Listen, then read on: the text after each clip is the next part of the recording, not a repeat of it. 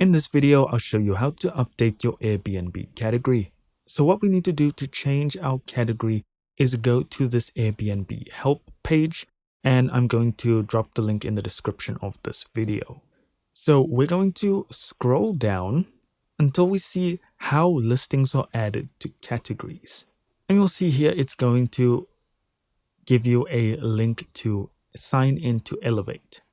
And what's nice about this is it's going to take us straight to the category section, so we don't need to fiddle.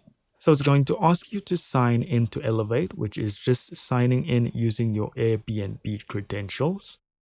And we're using screenshots here. So as you can see, this person's category was marked as iconic cities. And if we click on one of these, you'll see we now have the option to select a specific category. So choose the category that best suits your property and then request to add. And now you'll see it's listed as 1 requests. Now you have to wait for Airbnb to verify and check if this specific listing does fit into this category, and they will get back to you via email, or you will notice after about 15 days that your listing has been updated. And that's all there is to it. Thank you so much for watching. Don't forget to hit like and subscribe, and I'll see you in the next video.